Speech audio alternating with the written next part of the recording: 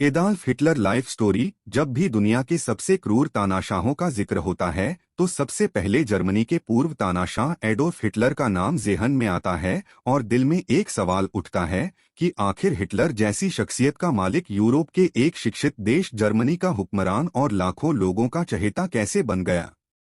तो हम आपको बताते हैं हिटलर की पूरी कहानी। एक मामूली आदमी जो दुनिया का सबसे क्रूर तानाशाह बन गया, उसने लाखों लोगों का कत्ल करवा दिया। वो दुनिया के नक्शे से यहूदियों का नामो निशान मिटा देने का सपना देखता था। हिटलर की सनक की वजह से पूरी दुनिया दूसरे विश्वयुद्ध की आग में जल उठी। उस एडोल्फ हिटलर का जन्म 20 अप्रैल 1889 को ऑस्ट्रिया के वॉन इलाके में हुआ था। उसने अपने पिता की मौत के बाद 17 साल की उम्र में ऑस्ट्रिया छोड़कर वियना का रुख कर लिया। हिटलर को आर्ट स्कूल में दाखिला नहीं मिला तो वो पोस्ट कार्डों पर तस्वीरें बनाकर गुजर करने लगा। 1914 में जब पहला विश्व युद्ध फर्स्ट वर्ल्ड वॉर शुरू हुआ तो म्यूनिख में रह रहे एडोल्फ हिटलर ने सेना में भर्ती होकर फ्रांस में कई लड़ाइयों में हिस्सा लिया। एक लड़ाई के दौरान घायल होने पर हिटलर को अस्पताल में भर्ती रहना पड़ा। फिर 1918 में जब विश्व युद्ध खत्म हुआ तो हिटलर को जर्मनी की हार का बेहद दुख हुआ। सन 1918 में ही हिटलर ने नाजी पार्टी बनाई, जिसके सदस्यों में देशप्रेम कूट कूट कर भरा गया। उसने स्वास्तिक को अपनी पार्टी का निशान बनाया, जिसे हिंदू धर्म के लोग एक शुभ प्रतीक मानते हैं। हिटलर की इस पार्टी ने पहले विश्वयुद्ध में जर्मनी की हार के लिए यहूदियों को जिम्मेदार ठहराया। जर्मनी के आर्थिक हालात काफी खराब हो चुके थे। ऐसे में जब नाजी पार्टी के नेता एडोल्फ हिटलर ने अपने शानदार भाषणों में अर्थव्यवस्था को पटरी पर लाने का आश्वासन दिया, तो जर्मनी के लोग उसकी पार्टी की तरफ आकर्षित होने लगे। हिटलर ने जर्मनी के लोगों को सुखी जीवन का सपना दिखाते हुए एक विशाल जर्मन साम्राज्य की स्थापना का वादा किया। साल 1922 तक जर्मनी में हिटलर की शोहरत काफी बढ़ चुकी थी। हिटलर ने अखबारों में अपने दल के सिद्धांतों का प्रचार किया। सन 1923 में हिटलर ने जर्मनी की सरकार जर्मन गवर्नमेंट को उखाड़ फेंकने की कोशिश की, लेकिन इसमें नाकामी मिली और हिटलर को जेल में डाल दिया गया। जेल में हिटलर ने मीन कैम्प यानी मेरा संघर्ष नाम की अपनी आत्मकथा लिखी। इस किताब में नाजी पार्टी के सिद्धांतों को बताते हुए हिटलर ने लिखा कि आर्य जाति सभी जातियों से श्रेष्ठ है और जर्मन आर्य हैं। उन्हें दुनिया का नेतृत्व करना चाहिए। यहूदी हमेशा से संस्कृति में रोड़ा अटकाते आए हैं। साल 1930 और 1932 के बीच जर्मनी में बेरोजगारी बहुत ज्यादा बढ़ गई थी। अब संसद में नाजी पार्टी के सदस्यों की तादाद 230 हो चुकी थी।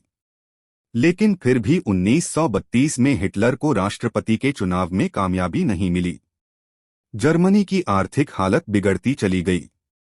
1933 में चांसलर बनते ही हिटलर ने जर्मनी की संसद को भंग कर दिया और सोशलिस्ट पार्टी की मान्यता भी रद्द कर दी। डॉक्टर जोजेफ गोएबल्स को हिटलर ने अपना प्रचार मंत्री बनाया। नाजी पार्टी के तमाम विरोधियों को जेल में डाल दिया गया और सरकार की सारी ताकत हिटलर ने अपने हाथों में ले ली। हिटलर की ताकत की सनक बढ़ती गई और फिर साल 1934 में उसने अपने आप को देश का सर्वोच्च न्यायाधीश घोषित कर दिया। इसी साल हिंडनबर्ग की मौत के बाद वो जर्मनी का राष्ट्रपति भी बन गया। धीरे धीरे नाजी पार्टी का आतंक बढ़ने लगा। सन 1933 से 1938 के बीच लाखों यहूदियों का कत्ल कर दिया गया। जर्मनी के नौजवानों में राष्ट्रपति हिटलर के आदेशों का पूरी तरह मानने की भावना भर दी गई और देश की तकदीर संवारने के लिए सारी ताकत हिटलर ने अपने हाथ में ले ली। साल 1933 में हिटलर ने लीग ऑफ नेशंस को छोड़ दिया और आने वाले युद्ध को ध्यान में रखते हुए जर्मनी की सैन्य ताकत बढ़ाना शुरू कर दिया।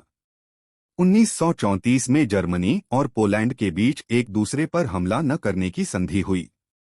फिर इसी साल ऑस्ट्रिया की नाजी पार्टी ने वहां के चांसलर डॉल्फस की हत्या कर दी। इसके बाद रूस, फ्रांस, चेकोस्लोवाकिया और इटली जैसे कई देशों ने जर्मनी की आक्रामक नीति से डरकर अपनी सुरक्षा के लिए आपस में संधि कर ली। इसी दौरान हिटलर ने ब्रिटेन के साथ एग्रीमेंट करके अपनी जलसेना को ब्रिटेन की जलसेना का 35% रखने का वादा किया।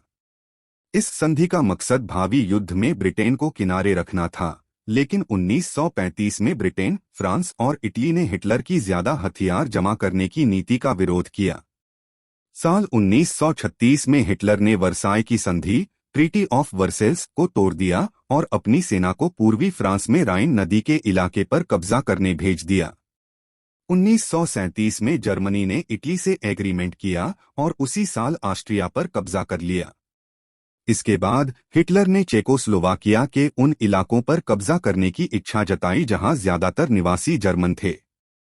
ब्रिटेन, फ्रांस और इटली ने हिटलर को संतुष्ट करने के लिए म्यूनिख समझौते में चेकोस्लोवाकिया को मजबूर किया कि वो अपने जर्मन आबादी वाले प्रदेशों को हिटलर को सौंप दे। 1939 में हिटलर ने चेकोस्लोवाकिया के बाकी हिस्से पर भी कब्जा कर लिया। फिर हिटलर ने एग्रीमेंट करके पोलैंड का पूर्वी हिस्सा रूस को दे दिया और पोलैंड के पश्चिमी हिस्से पर उसकी सेनाओं ने कब्जा कर लिया। ब्रिटेन ने पोलैंड की मदद के लिए अपनी सेना भेजी और इस तरह दूसरे विश्वयुद्ध की शुरुआत हुई। फ्रांस की हार के बाद हिटलर ने मुसोलिनी के साथ एग्रीमेंट करके रोम सागर पर कब्जा करने का प्लान बनाया। फिर जर्मनी ने रूस पर हमला कर दिया। जब अमेरिका दूसरे विश्वयुद्ध सेकंड वर्ल्ड वॉर में शामिल हुआ तो हिटलर की हालत बिगड़ने लगी। हिटलर के सैनिक अधिकारी उसकी नीतियों के खिलाफ हो चुके थे और उन्होंने हिटलर के खिलाफ साजिश रचनी शुरू कर दी थी। जब रूसियों ने बर्लिन पर हमला किया तो डर के मारे हिटलर अपनी चांसलरी में बने बंकर में छुप गया। हिटलर को इटली के तानाशाह बेनिटो मुसोलिनी की मौत की खबर मिल चुकी थी। मुसोलिनी को जैसी जिल्लत भरी मौत मिली, हिटलर को डर था कि कहीं उसके साथ भी वैसा सुलूक न हो। इसलिए 30 अप्रैल 1945 को हिटलर ने खुद को गोली मारकर आत्महत्या कर ली।